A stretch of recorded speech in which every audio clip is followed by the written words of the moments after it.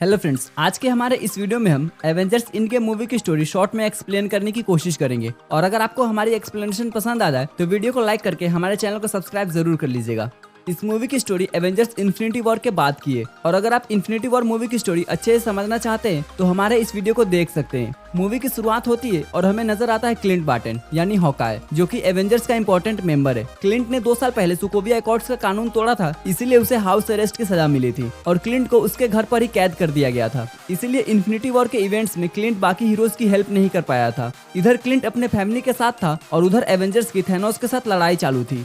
और जब थैनोस ने सारे इन्फिनिटी स्टोन का यूज करके चुटकी बजाई, तब यूनिवर्स की आधी आबादी के साथ क्लिंट की पूरी फैमिली भी धूल बन गई। पहले तो क्लिंट को समझ ही नहीं आया कि उसकी फैमिली कहाँ गायब हो गई, लेकिन जब उसे सब समझ आया तब क्लिंट गुस्से के मारे पागल हो गया और उसने ये कसम खा ली कि अब वो दुनिया के सारे बुरे लोगों को मार देगा, क्योंकि उसे ये लग रहा था कि बहुत से बेकसूर लोग बेवजह मारे गए, जबकि मरना तो बुरे लोगों को चाहिए था। इसीलिए क्लिंट बार्टन रोनिन बन गया और वो अलग अलग देशों में जाकर वहाँ के बुरे लोगों को मारने लगा। इसके बाद हमें स्पेस का सीन दिखाया जाता है, जहाँ टोनी और नेबुला जो टाइटन पर अकेले बच गए थे, वो दोनों गार्डियन के शिप से अर्थ पे लौट रहे थे। पर टाइटन की लड़ाई के दौरान वो स्पेसशिप खराब हो गया था, इसीलिए वो काफी धीरे चल रहा था। इसीलिए टोनी और नेबुला 22 दिनों से स्पेस में थे। उनका खाना पानी भी खत्म हो चुका था और ऑक्सीजन भी खत्म होने वाला था। टोनी जिंदा बचने की पूरी उम्मीद खो चुका था, इसीलिए वो मरने के इंतजार में सो गया था। तभी इनके शिप के सामने कैरल डैनवर्स यानी कैप्टन मार्वल आती है। कैप्टन मार्वल एक बहुत ही पावरफुल सुपर हीरो है। वो 1995 में अर्थ छोड़कर एक मिशन पर चली गई थी, पर 2018 में धूल बनने से पहले निक फ्यूरी ने कैरल को एक इमरजेंसी सिग्नल भेज दिया था। इसीलिए कैरल अर्थ पर वापस लौट रही थी, लेकिन रास्ते में उसे टोनी और नेबुला का शिप दिखाई दिया, तो वो उसे उठाकर अर्थ पर ले आई।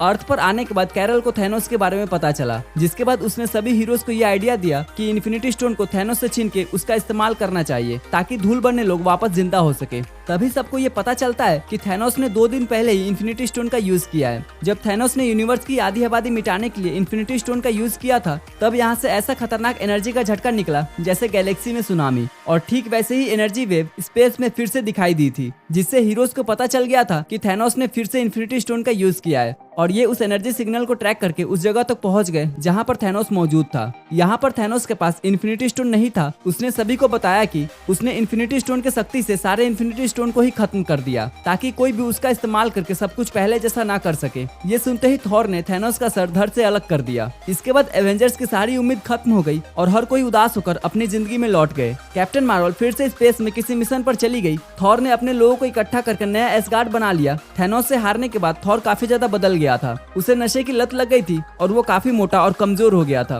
ब्रूस बैनर, जो कि अब हल्क नहीं बन पा रहा था, उसने 1.5 सालों तक खुद पर कुछ एक्सपेरिमेंट किए और वो हल्क की ताकत और ब्रूस के इंटेलिजेंस को मिक्स करके बन गया प्रोफेसर हल्क। कैप्टन अमेरिका ने एक सपोर्ट ग्रुप चालू किया, जिसमें वो दुनिया के बचे हुए लोगों को ये समझाने का काम कर रहे थे कि जो हो गया उसे भूलकर आगे बढ़ो। वहीं टोनी स्टार्क अपने बीवी और बेटी के साथ सेटल हो गया था। ऐसे ही पूरे 5 साल बीत गए और फिर सैन फ्रांसिस्को में एक अजीब सी घटना हुई। दरअसल स्कॉट 2018 में एक एक्सपेरिमेंट के लिए क्वांटम रिलम में गया था, लेकिन तभी थैनोस ने चुटकी बजा दिया। इसी वजह से बाहर खड़े हैंक पिम, जेनेट और होप धूल बन गए और स्कॉट अंदर ही फंसा रह गया। और 2023 में एक चूहे ने गलती से वो मशीन ऑन कर दिया, जिससे स्कॉट बाहर आ गया। लेकिन बाहर निकलने के बाद जब उसे पता चला कि दुनिया की आधी आबादी खत्म हो गई है, लेकिन कमाल की बात यह थी कि स्कॉट 5 साल से क्वांटम रिलम में था, लेकिन उसे लग रहा था कि वो सिर्फ 5 घंटों से ही क्वांटम रिलम में है। वापस निकलने के बाद स्कॉट उस जगह पे गया जहां सारे मरे हुए लोगों के नाम लिखे थे। उसके बाद वो अपने बेटी से मिलने गया, जो कि अब काफी बड़ी हो गई थी। फिर वो एवेंजर्स हेडक्वार्टर गया और उसने सबको ये बताया कि उसके साथ क्या हुआ है। स्कॉट ने कैप्टन को यह आइडिया दिया कि अगर वो क्वांटम रिलम को अच्छे से समझ ले तो वो उसे एक टाइम मशीन की तरह यूज कर सकते हैं और सब कुछ पहले जैसा कर सकते हैं। और इसी आइडिया को पूरा करने के लिए कैप्टन, ब्लैक विडो और एंटमैन टोनी स्टार्क के घर पहुंचते हैं, क्योंकि टोनी ही इस काम को कर सकता था। पर टोनी इसे करने से मना करता है और सबको वापस भेज देता है। इसीलिए वो तीनों ब्रूस बैनर यानी हल्क के पास गए, जो कि अब प्रोफेसर हल्क बन चुका था। ब्रूस भी काफी ज्यादा इंटेलिजेंट है, इसीलिए वो टाइम मशीन को बनाने के लिए तैयार हो जाता है, लेकिन उसका टाइम मशीन ठीक से काम नहीं करता। दूसरी तरफ टोनी अपना इरादा बदलकर टाइम मशीन पर काम करना शुरू करता है और वो कामयाब हो जाता है। फिर टोनी एवेंजर्स हेडक्वार्टर आता है और सबसे पहले कैप्टन को पुरानी शील्ड वापस करता है, जो उसने कैप्टन से सिविल वॉर मूवी में ले ली थी। इसके बाद नताशा क्लिंट को ढूंढते हुए टोक्यो पहुंचती है और वो क्लिंट को समझाकर वापस ले आती है। वहीं हल्क और रॉकेट थॉर के पास जाते हैं और उसे बुला के ले आते हैं। फिर शुरू होती है टाइम मशीन की टेस्टिंग। यहाँ कुछ लोग ये सोचते हैं कि अगर टाइम में पीछे जाकर बेबी थैनोस को ही मार दिया जाए या उसे रोक दिया जाए तो सब कुछ अपने आप ठीक हो जाएगा, लेकिन हल्क सबको ये समझाता है कि ऐसा करना पॉसिबल नहीं है, क्योंकि पास्ट में कुछ भी चेंज करने से प्रेजेंट या फ्यूचर में कुछ भी असर नहीं पड़ेगा। बल्कि उससे एक अल्टरनेट टाइमलाइन बन जाएगी और उस टाइमलाइन का हमारे टाइमलाइन से कुछ लेना देना नहीं होगा। इसीलिए सब ये फैसला करते हैं कि वो पास्ट में जाकर सारे इन्फिनिटी स्टोन को जमा करेंगे और उन्हें अपने टाइम में लाकर उसका इस्तेमाल करेंगे। टाइम मशीन की टेस्टिंग के लिए क्लिंट तैयार होता है और वो टाइम में पीछे जाके अपने बेटे की आवाज सुनता है, जिससे उन्हें विश्वास हो जाता है कि टाइम मशीन अच्छे से काम कर रहा है। सभी हीरोज ग्रुप में डिवाइड होकर अलग अलग टाइम और अलग अलग लोकेशन के लिए निकल पड़ते हैं। Iron man, captain America, Hulk और एंटमैन 2012 के न्यूयॉर्क बैटल में जाते हैं, जहां लोकी ने चित्तौरी आर्मी के साथ मिलकर अर्थ पर हमला कर दिया था। उस समय न्यूयॉर्क में 3 इन्फिनिटी स्टोन मौजूद थे। टेसरेट क्यूब में स्पेस स्टोन था, सेप्टर के अंदर माइंड स्टोन और आई एफ एगमोटो के अंदर टाइम स्टोन था। टोनी और स्कॉट टेसरेट क्यूब लेने के लिए जाते हैं, लेकिन वहाँ एक गड़बड़ हो जाती है और लोकी टेसरेट क्यूब लेकर भाग जाता है। दूसरी तरफ कैप्टन अमेरिका हाइड्रा के एजेंट और खुद से निपटकर सेप्टर हासिल कर लेते हैं। वहीं हल्क टाइम स्टोन के लिए न्यूयॉर्क के सैंक्टम में जाता है, लेकिन तब टाइम स्टोन डॉक्टर स्ट्रेंज के पास नहीं था, बल्कि उनकी गुरु एंशिएंट वन के पास था। एंशिएंट वन हल्क को यह समझाने की कोशिश करती है कि अगर वो इन्फिनिटी स्टोन को फ्यूचर में लेके जाएंगे तो उससे मल्टीपल टाइमलाइन बन जाएगी, जिससे बहुत कुछ बिगड़ सकता है। लेकिन ब्रूस एंशिएंट वन को बोलता है कि उनका काम हो जाने के बाद वो इन्फिनिटी स्टोन को वापस उसी जगह पर रख देंगे, जिससे कोई भी गड़बड़ नहीं होगी। लेकिन फिर भी एंशिएंट वन टाइम स्टोन देने से मना कर देती है। लेकिन ब्रूस जब उन्हें बताता है कि डॉक्टर स्ट्रेंज ने अपने मर्जी से थैनोस को टाइम स्टोन दिया था, तब एंशिएंट वन ये समझ जाती है कि ये डॉक्टर स्ट्रेंज की गलती नहीं बल्कि उसका प्लान है। इसीलिए वो हल्क को टाइम स्टोन दे देती है। कैप्टन और हल्क दोनों ने टाइम स्टोन और माइंड स्टोन तो ले लिया था, लेकिन टोनी और स्कॉट को स्पेस स्टोन नहीं मिला था। इसीलिए आयरन मैन और कैप्टन अमेरिका 1970 में जाते हैं, जहां टोनी अपने पिता से मिलता है और टेसरेट क्यूब हासिल कर लेता है। इसके साथ ही कैप्टन वहां से एक्स्ट्रा पिम पार्टिकल भी ले लेते हैं, जो कि टाइम ट्रेवल के लिए जरूरी है, और उनके पास वो खत्म हो गया था। थॉर और रॉकेट 2013 के एसगार्ड में जाते हैं रियलिटी स्टोन लेने के लिए। उस वक्त ईथर यानी रियलिटी स्टोन थॉर की गर्लफ्रेंड जेन की बॉडी में था और जेन एसगार्ड में थी।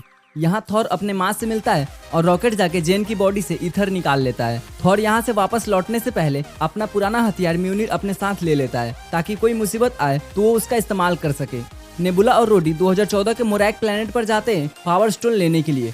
यहाँ वो पीटर क्विल यानी स्टार लॉर्ड को बेहोश करके उससे पहले पावर स्टोन ले लेते हैं। रोडी पावर स्टोन लेके वापस लौट जाता है, लेकिन जब नेबुला वापस लौटने की कोशिश करती है तब उसके साथ एक प्रॉब्लम हो जाती है। नेबुला एक ह्यूमनॉइड है, उसकी बॉडी और उसका दिमाग मशीन से बना है, इसीलिए फ्यूचर की नेबुला और पास्ट की नेबुला का दिमाग किसी तरह से आपस में कनेक्ट हो जाता है और 2014 का थैनोस फ्यूचर वाली नेबुला की मेमोरी स्कैन करके अपना भविष्य देख लेता है और वो नेबुला को पकड़कर उसका टाइम ट्रेवल करने वाला डिवाइस छीन लेता है।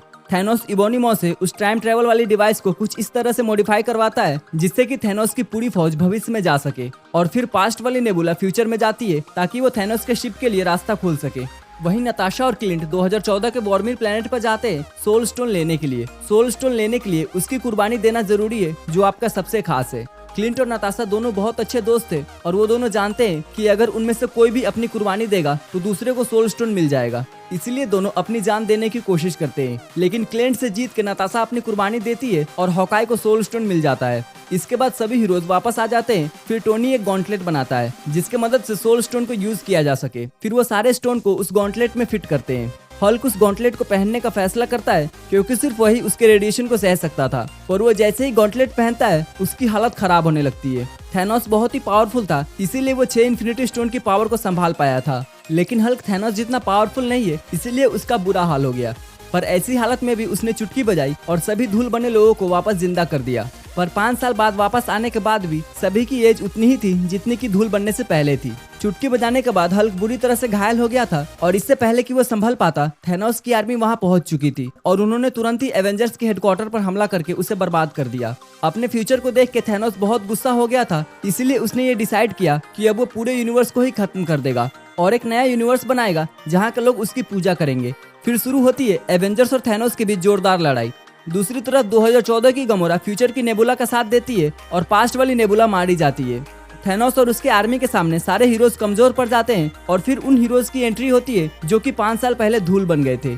डॉक्टर स्ट्रेंज ने बहुत पहले ही फ्यूचर देख लिया था, इसीलिए वो जानते थे कि आखिरी जंग कहाँ होने वाली है। इसीलिए वो वकांडा की सेना, दुनिया के सारे जादूगर, एसगार्ड और सारे हीरोज को लेकर उस जगह पर पहुंच गए। फिर लड़ाई के दौरान जब वांडा थैनोस को मारने ही वाली होती है कि तभी थैनोस इबोनिमो को कहकर अपने शिप से उस जगह पर हमला करवाता है। उसी वक्त कैप्टन मार्वल वहां आती है और थैनोस के पूरे शिप को डिस्ट्रॉय कर देती है। थैनोस यहाँ गॉन्टलेट के पीछे पड़ा था और उसके हाथ वो गॉन्टलेट लग जाता है। फिर सभी हीरोज थैनोस को चुटकी बजाने से रोकने की कोशिश करते हैं पर वो रोक नहीं पाते हैं और तब डॉक्टर स्ट्रेंज ने टोनी को एक इशारा किया, जिससे टोनी ये समझ गया कि यही वो इकलौता मौका है जिसमें थैनोस हारेगा। फिर आयरन मैन ने थैनोस से सारे इन्फिनिटी स्टोन छीन लिए और उसने अपने आर्मर से नया गॉन्टलेट बनाकर उसमें सारे इन्फिनिटी स्टोन लगा लिए और चुटकी बजा दिया, जिससे थैनोस और उसकी आर्मी धूल बनकर गायब हो गए। लेकिन चुटकी बजाने से टोनी की हालत बहुत खराब हो गई और वो मर गया। फिर टोनी स्टार्क का फ्यूनरल होता है, जिसमें बहुत सारे लोग आते हैं। इसके बाद थॉर वैल्करी को न्यू एसगार्ड सौंप कर गार्डियन के साथ स्पेस में चला जाता है। एवेंजर्स का ये प्लान था कि वो इन्फिनिटी स्टोन का काम हो जाने के बाद उसे उसी टाइम और उसी जगह पर रख देंगे जहां से उसे लिया था। इसीलिए कैप्टन अमेरिका सभी इन्फिनिटी स्टोन और थॉर के म्यूनिर को लेकर पास्ट में चले जाते हैं, पर वापस नहीं लौटते हैं। वर्ल्ड वॉर 2 के टाइम पर कैप्टन अमेरिका बर्फ में जम गए थे और वो 70 साल बाद होश में आए थे।